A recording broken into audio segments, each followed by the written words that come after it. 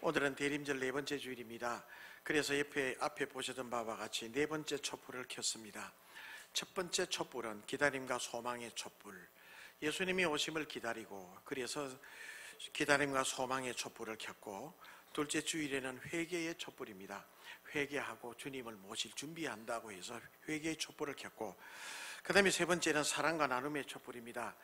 지난주에 우리가 사랑과 나눔의 촛불을 켰는데, 예수님이 오셔서 우리가 예수 믿고 구원받고 우리만 잘 살자는 것이 아니라 이 복음의 빛을 이웃들에게 세상에 흘러 들어가게 해야 된단 말이에요. 그래서 나눔의 성탄절일 의미를 해서 사랑과 나눔의 촛불 의미가 있습니다. 오늘은 이제 만남과 화해의 촛불입니다. 주님을 만나는 준비, 회개하고 마음속에 있는 모든 악한 것들을 다 끄집어내고 정결하게 한 마음으로 성탄절을 준비한다 해서 만남과 화해의 촛불이라고 보는 것입니다. 오늘 말씀에 보면 로마 황제 시저가 시저 아우구스토라고 나와 있지만은 원래 이름은 시저 아우구스투스가 맞습니다. 이 아우구스투스가 명령을 내려 자신의 통치 영역 안에 있는 모든 로마 시민들, 그 다음에 모든 백성들에게 호적 정리를 하라고 그랬습니다. 호적 정리하는 목적은 군사력을 점검하고 20세 이상 전쟁에 나갈 만한 장정이 몇 명이나 되는가를 판단하기 위해서, 그래서 호적 정리를 하라고 했습니다. 그때 많은 사람들이 다 자기의 고향 마을로 돌아가 호적을 정리를 했습니다. 그때 갈릴리 나사렛 동네에 살고 있던 이 요셉도 조상들의 고향인 베들레헴으로 호적하러 갔습니다. 요즘에야 호적하러 가거나 주민등록을 하러 가거나 뭘 이렇게 행정 업무를 보려면 컴퓨터로 단번에 한 1, 20분 만에 다 끝낼 수 있어요. 그런데 2000년 전에는 그렇지 않습니다. 호적 정리하는데도 몇 달이 걸렸고 심지어는 몇 년이 걸렸다고 해요. 당연하겠죠. 그때 2000년 전이니까. 그러하다 보니까 마리아는 이미 해산할 시기가 임박해졌고 호적할 사람들이 거기에서 북적거려 단번에 끝난 일이 아니기 때문에 장기적 체류를 거기에 했었습니다.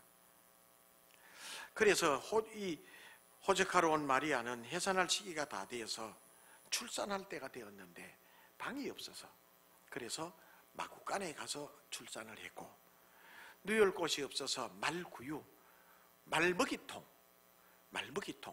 소죽통 있잖아요. 말먹이통에 어린 갓난아기를 강보에 싸서 누였다, 이렇게 말씀합니다. 그러면 왜 하나님의 아들 예수님이 왕궁이나 부잣집이나 좋은 환경에서 나지 않고 마구간에서 탄생했어야 하셨을까? 이것을 두고 우리는 신학적으로 비하의 신분이다, 이렇게 얘기합니다. 예수님은 스스로 낮아지셨다.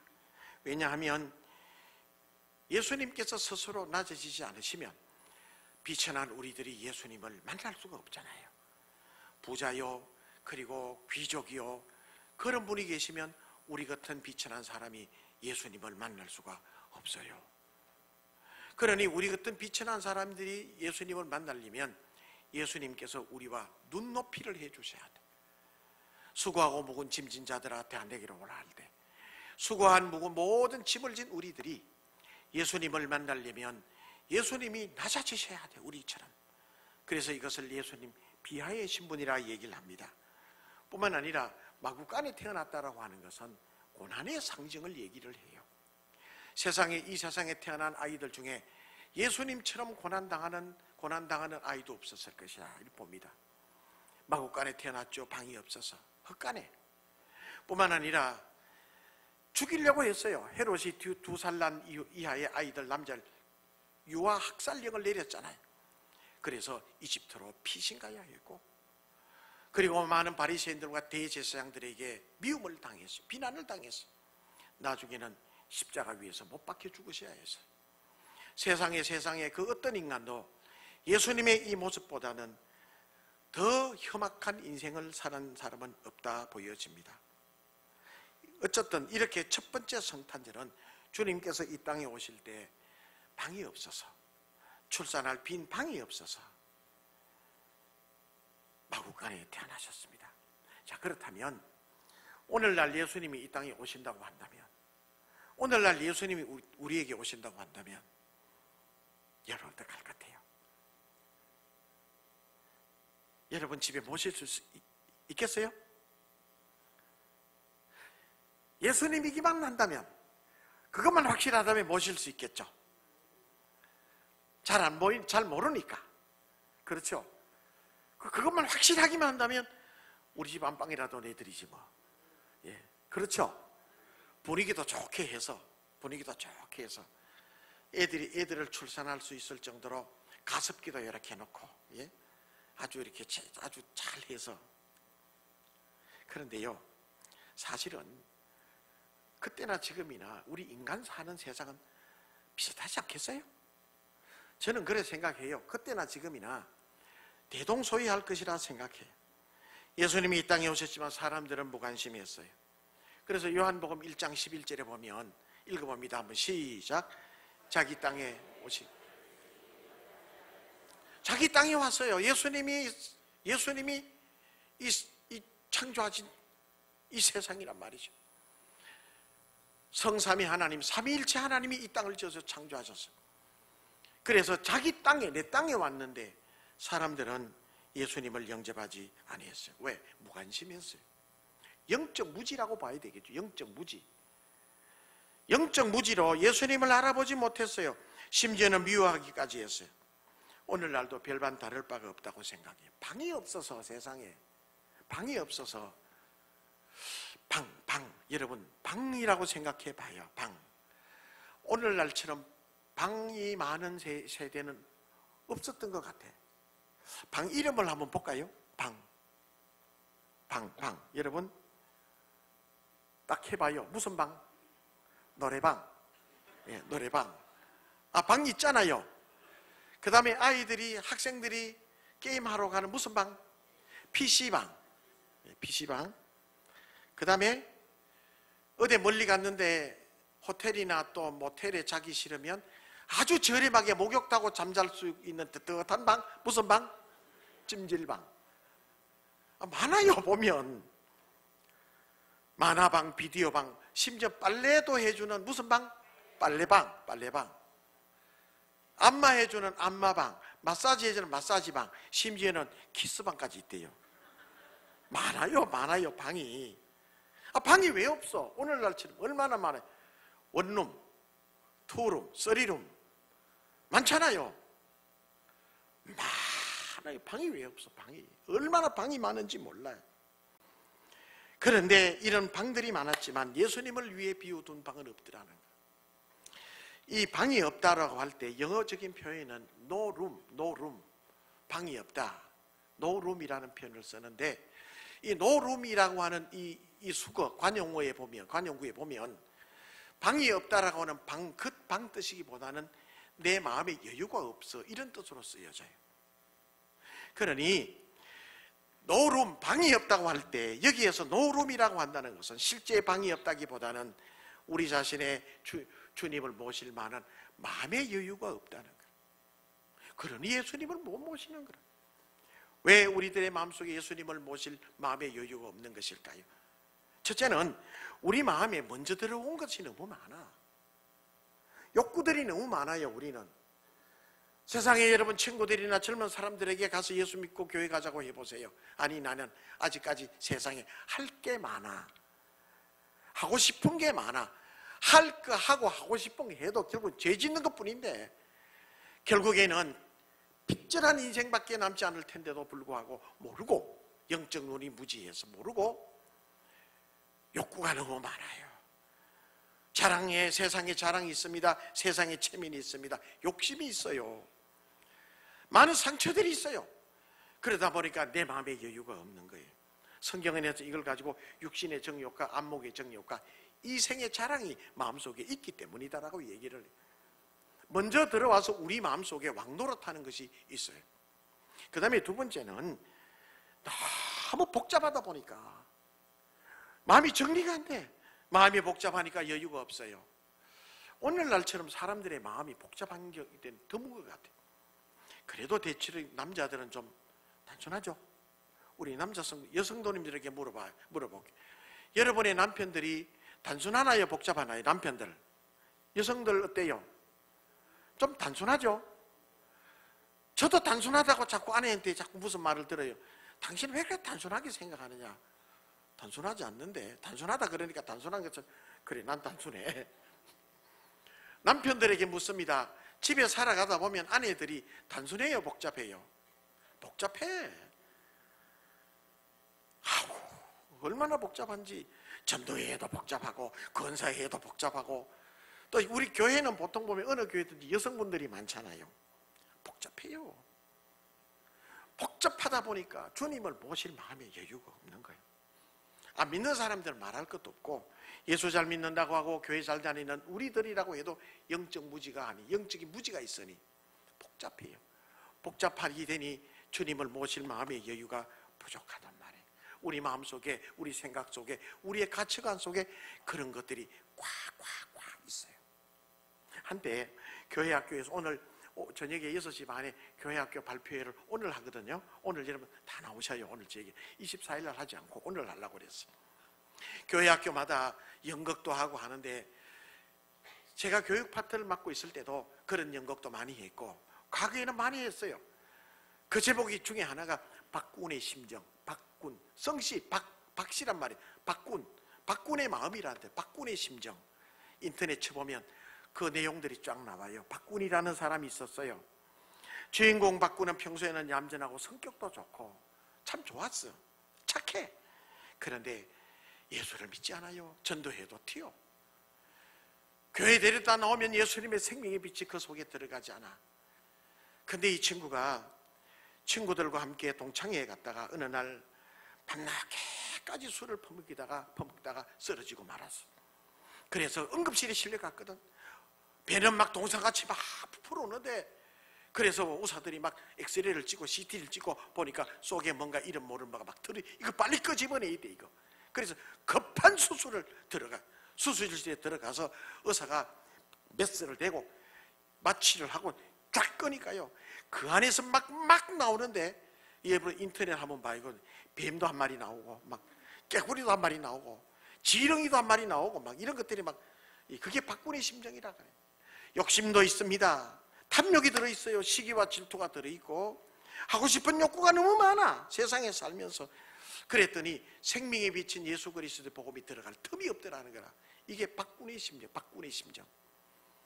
교회 학교 때마다, 발표회 때마다 여러분 이런 연극 많이 했어요. 박군의 심정이라 그래가지고 끄집어내는데 뱀 모양으로 이렇게 그려가지고 요래 삐뚤하게 하고 뱀하고 이렇게 막 전부 다 보고 막 웃고, 깨구리 막 이렇게 박수 막 치고 웃고, 소주병 같은 거는 막 끄집어내고 이렇게 배 속에서 막 끄집어내는 거라. 이게 그런 것들이 있으니까 예수님의 빛이 들어갈 수가 없지.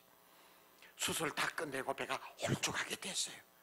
그제서야 예수님이 말씀하시니까 예수님 말씀이 들어가서 나머지 있던 것은 저절로 다 도망가게 되고, 그래서 행복과 기쁨을 누리며 살게 되었다라고 하는 박군의 심정이라고 하는 연극의 스토리가 고려되어 있어요.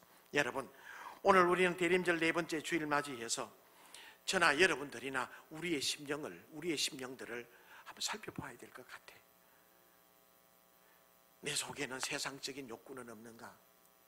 내가 정말 예수님을 믿고 살아왔다 할지라도 내가 예수님보다 더 좋아하고 먼저 앞세운 것은 없었는가? 여러분, 이거요 깊이 생각해야 돼요. 교회는 오래 다녔어요. 신앙생활 오래 했어요. 그런데 예수 믿으면 복 받는다더라, 예수 믿으면 돈 많이 번다더라.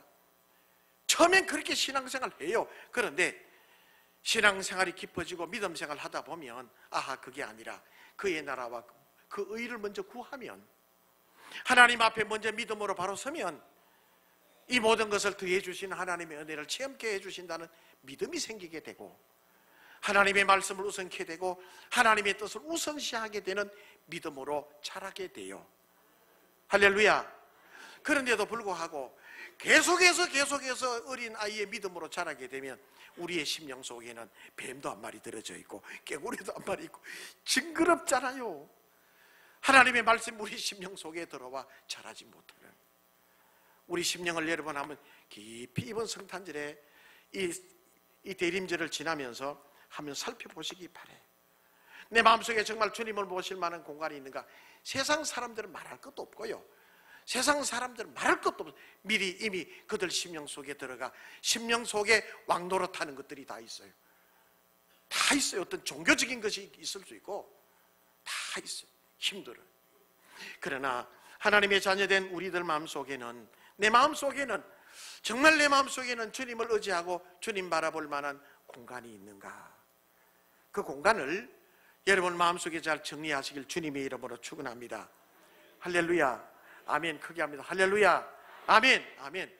우리 심령들을 잘 살펴보셔. 그 다음에 여러분, 만일 우리 교회에 주님이 오신다면, 우리 교회에 오신다면 우리가 주님을 잘 모실 수 있을까? 예수님께서 예루살렘 성전에 찾아오셨고 회당에 찾아가셨잖아. 그들은 알아보지 못했어요. 그들은 예수님을 배척했어요. 예수님을 대적했어요. 심지어는 십자가에 못 박아 죽었잖아. 예수님이 우리 가운데 오신다면 아마 처음에도 얘기했듯이 예수님인 것만 확실하기만 하다면 모시지 뭐. 그런데 예수님은 그렇게 오시지 않는다고 그랬어요. 도적같이 온다고 그랬잖아요. 도적같이 오는데 깨어있는 자들은 알게 되리라. 할렐루야. 영적으로 깨어있으면 알게 된다고 그래요. 영적으로 깨어있으면 보게 된다고 그래요. 오늘날 예수님이 우리 가운데 오시면 주여 하고 우리가 그 앞에 무릎을 꿇을 수 있을까?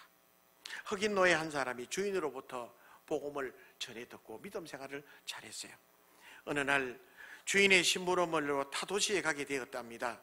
마침 주일이라 믿음 생활 잘하던 이 흑인이 예배드리기 위해서 찾은 교회가 공교롭게 백인 교회였어요. 지금도 호주나 미국 가면요, 백인들만 모이는 교회가 있고 흑인들만 모이는 교회가 있어요. 흑인들만 모이는 교회는 우리들 가도 괜찮은데 백인들만 가는 교회는 우리를 가면 싫어해요. 흑인들 가면 쫓아보내요. 우리가 더 쫓아보내요. 자기네들 끼만 예배 드려야 된다. 그래서 모르고 뒷자리에 가서 앉아 기도하려고 하는데 뒤에서 톡톡 두드리면서 나오라 그러더니 쫓아버렸어요. 그래서 너무 마음이 너무 아파서 교회 바깥 벤치에 앉아서 울고 있는데 그때 누군가가 마지막한 음성으로, 잔잔한 음성으로 그렇게 얘기를 하더랍니다. 애야 울지 마라. 너만 쫓겨난 것이 아니라 나도 쫓겨났다. 누구의 음성이었어요? 예수님의 음성이었어요. 오늘 우리는 목사로, 장로님으로, 집 근사님으로 믿음 생활 잘하고 있는데 혹시 우리가 예수님을 쫓아보내고 기독교 종교를, 이것을 우리의 편의에 의해서, 우리의 어떤 뭐에 의해서 마치 바리새인이나 이런 사람들처럼 기득권처럼 해서 자기의 삶의 어떤 모습을 생각하고 그런 건 아닌지 모르겠어요. 영의 눈이 어둡고 영적인 눈이 어두워지면 안 보인단 말이에요. 그래서 요한계시록 3장 20절에 보면 이렇게 말씀합니다. 읽어보겠습니다. 시작. 볼지어다 내가 문 밖에 서서 두드리노니 누구든지 내 음성을 듣고 문을 열면 내가 그의 귀로 들어가 그와 더불어 먹고 그는 나와 더불어 먹으리라. 라오디게아 교회 교인들에게 한 얘기인데 예수 안 믿는 사람들이 한 얘기가 아니에요. 신앙생활 하는 사람들에게 얘기를 해요. 내가 지금 네 문 밖에 있다. 여러분, 우리 주님께서 상주교회 안에 계셔야 되잖아. 그래요 안 그래요? 예배 안에 계셔야 되죠. 바깥에서 나도 쫓겨났다.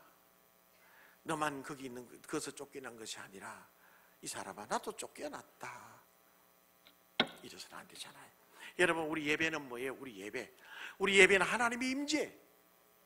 하나님의 임재.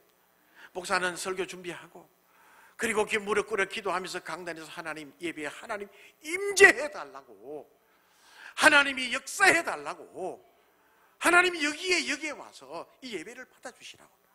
우리 성도들 가운데는 신나고 즐거운 일 있어서 주일날 예배 참석한 성도 있지만은 우리 성도들 가운데는 가슴 아픈 일을 만나고 힘든 인생을 살아가는 성도들 있어요. 주님이 만나 주셔야 되잖아요. 그런데 바리새인들과 서기관은 성경의 신약 성경에 보면 그렇지 않았어요. 돈에 눈이 멀었어요. 제사보다 쳇밥에 눈이 멀고 메시아가 왔지만, 그리스도가 왔지만 알아보지 못했어요. 가난한 사람들을 착취했어요. 주님 말씀하십니다. 나도 그들 중에서 쫓겨났단다. 나도 쫓겨났단다. 여러분, 우리는 우리 마음속에 무엇이 있는지를 잘 한번 살펴봐야 돼요. 예배 드릴 때마다 주님이 역사하셔야 돼요. 목사도 성도님들도 주님, 오늘 이 예배에 주님이 역사해 주세요. 주님이 여기에 역사해 주시고 우리의 마음에 은혜를 주세요. 그럴 때 찬송 한 장 부를 때도 여러분 은혜가 돼요. 찬송 한 절 부를 때도 은혜가 되잖아. 말씀을 들을 때 아멘이 되고 위로가 돼요. 하나님이 역사하시면, 하나님이 계시면. 그런데 하나님이 쫓겨나면 인간적인 생각과 인간 자랑과 인간의 힘들만 나서게 되잖아요. 큰 소리 치는 사람이 제일이고 힘 있는 사람이 제일이고, 그게 주님이 계시질 않잖아요. 여러분, 우리는 이 대림절 4번째 주일에 먼저 들어와 우리 속에 왕노릇하고 있는 걸 내려놓고 생명의 빛, 성령의 빛, 주님의 은혜의 빛이 우리 심령 속에 들어오도록 아멘 하며 받아들여야 될 줄로 믿습니다. 그러면 찬송가에도 은혜를 받아요. 우리 찬송가 278장에도 보면 이렇게 1절 한번 볼까요? 열애 동안 주 떠나 세상 연락을 찾아가도 흉악한 죄에 빠질 수밖에 없어요. 그 은혜를 잊을 수밖에 없단 말이에요. 열애 동안 주 떠나, 주를 떠나는 그 길은 여러분 세상 연락을 즐기러 가지만은 흉악한 죄밖에 기다리지 않아요. 한번 1절로 해볼까요? 1절.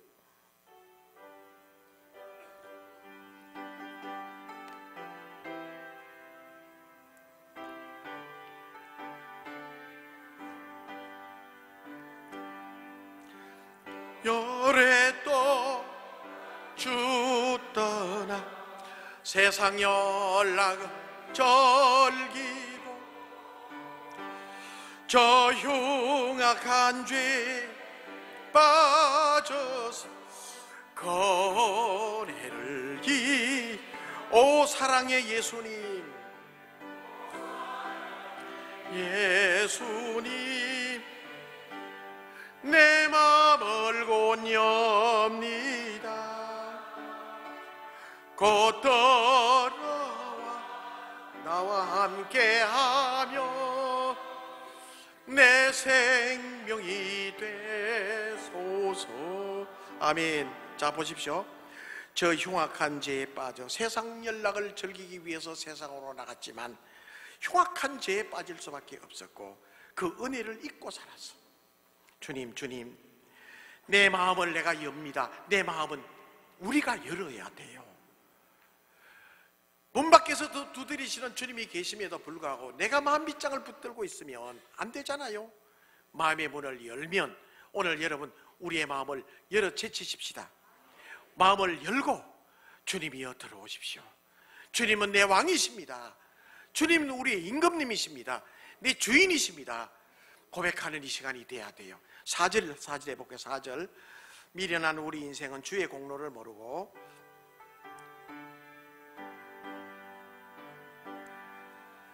미련한 우리 인생 주의 공로를 모르고 그 쓸쓸한 사막 가운데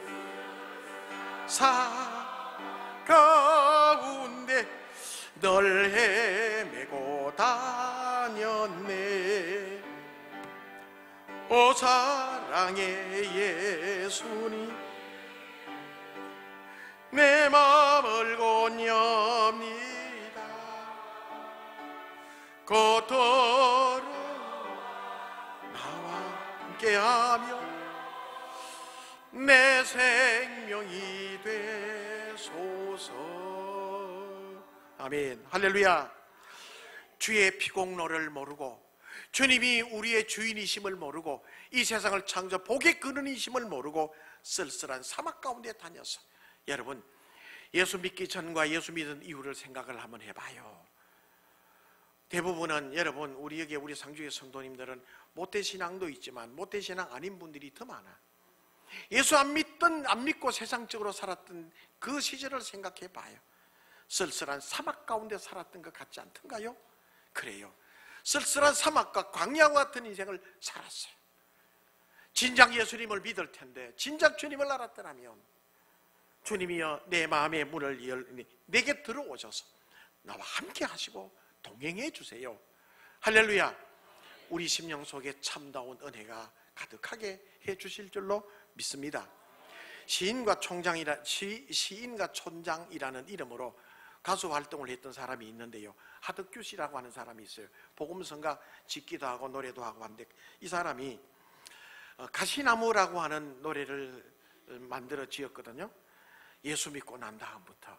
근데 이 사람이 예수를 안 믿었어요. 처음부터는 대중가수로 활동을 했는데 인기도 참 많았어요. 돈도 많이 벌었어요. 그런데 연예인들이라고 하는 이 생활의 사람들이 쉽지 않아요. 요즘 좀 쑥 들어가는 것 같은 일이지만, 젊은 엄마들이 자기 애들 유치생부터 어린이집에 다닐 때부터 시작해가지고 아이돌로 키우려고 막 학원에 보내고 이러잖아요. 그거 하나도 좋은 거 없어요. 아이돌이 되고 연예인이 되고 걔들이 정말 어른 되어서 잘 사는 것도 하지만요, 연예인들은 그렇지 못해요. 이 하덕규 씨도 인기가 많았습니다. 공연할 때마다 박수를 먹고 살았어요. 얼마나 좋은지 몰라요. 그런데 공연이 끝나고 집에 돌아오고 혼자 딱 있으면 허탈감에 막 그냥 몸부림친데 허탈감, 공허함이 막 몰려. 그러다가 공연이 계속 잡히면 괜찮은데, 공연이 계속 안 잡히고 한 달, 두 달 가면요, 마음에 우울증이 온대요. 사람들이 박수 먹고 자라는데 박수가 없거든. 근데요, 그러면 사람들이 우울증이 온대요. 얼마나 힘든 인생을 사는지 모른대요. 연예인들이 다 거의 그렇게 하다가 인기가 사라지고 사람들 머릿속에 사라지면요, 99.9%가 허탈한 인생이 돼. 허탈한 인생, 영혼이 망가져. 박수 받고 살다가 박수가 사니 영육간에 병든단 말이죠. 그래서 이 하덕규 씨, 이 사람도 결국에는 술과 마약, 대마초, 그게 찌들어는 인생을 살았어요. 인생이 망가진 거라고. 막 그 보다 못한 누나가 믿음 생활 잘하는 누나가, 동생 너 이러면 안 된다 하고 동생 손을 잡고 교회 갔어요. 가서 예배 드리면서 지금까지 보지 못했던 평안을 누리게 됐어요. 그래서 만든 것이 가시나무라는 노래인데요, 가사가 이래요. 노래를 제가 좀 배워보려고 몇 번 해도 제가 원래 좀 음치잖아요.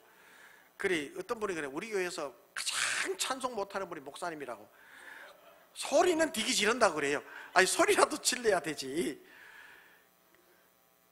하여튼 안 되더라고 이게. 그런데 가사가 너무 좋아요. 이렇게 써 있어요. 내 속에는 내가 너무도 많아. 내 속에 내가 너무 많아. 당신이 쉴 곳이 없었네. 그래, 세상 사람들은 사랑하는 애인을 두고 하는 얘기인 줄 아는데, 이분은 신앙적으로 예수님을 두고 한 얘기. 내 안에는 내가 너무 많아. 예수님이 쉴 곳이 없었네. 내 속에는 헛된 바람들로 가득 차. 주님이 들어올 곳이 없었네. 이렇게 얘기해. 내 심령 속에 있는 이 가시밭이 나를 찔렀고, 만나는 사람들을 찔렀고 상처를 주고 내게서 떠나게 했네. 뭐 하여튼 이런 내용이에요. 그런데 그분이 당신이 내 속에 들어온 이후는 가시가 없어지고 평안을 찾았네. 이런 내용으로 참 은혜가 돼요. 가만히 보면 우리 속에는 내가 너무 많았어요. 안 믿는 사람은 말할 것도 없고, 오늘 우리들은, 근데 우리 상주교회 성도님들은 착해요. 보마 정말 착해요. 제가 볼 때 너무 좋으셔요. 여러분들은 아마 여러분들 속에 자기 자신이 그렇게 많지 않겠죠? 그렇죠? 대답은 안 해요. 자기가 너무 많아서 주님이 들어올 차례가 없었다. 여러분, 우리의 심령 속에 주님이 역사하실 수 있도록 비워드리고 회개하고, 그래서 성탄절을 맞이하게 될 때 주님은 내 인생의 주인입니다. 주님은 우리 가정의 주인이시잖아요. 이 나라를 이끄시는 분도 나라를 볼 때 여러 가지 많은 걱정스러운 일도 있지만 하나님이 역사하실 것을 믿어요. 그게 우리의 믿음들이잖아요. 여러분, 우리 자신을 돌아보며 주님 바라보십시다. 가시를 끄집어내고 돌을 끄집어내고 말씀이 떨어지는데 돌짝 같은 밭을 가진 사람도 있고 길가 같은 마음밭을 가진 사람도 있을 거예요. 그런데 옥토와 같은 마음밭이 되어서 주님이 우리 심령 속에 역사하시고 은혜 베푸시는 이런 일들을 체험하는 역사가 있게 되시기를 바랍니다. 여러분, 눈을 한번 감아 보십시다. 눈을 한번 감고 우리 자기 가슴 속에 손을 한번 얹어봐요. 손을 한번 얹어봐. 주님, 내 마음속에 주님이 계시지요. 주님이 계시잖아요. 주님, 내 마음속에 있는 이 돌과 가시들이 하나하나 뽑혀나가게 하시고 주님이 내 마음속에 주인으로 들어오셔서 주님만 의지하며 살아가게 해주세요. 우리 한번 그러한 성탄절이 되게 해달라고 우리 한번 합심해서 간절하게 자기 자신 가슴을 손을 얹고 한번 기도해 보겠습니다. 같이 기도하시겠습니다.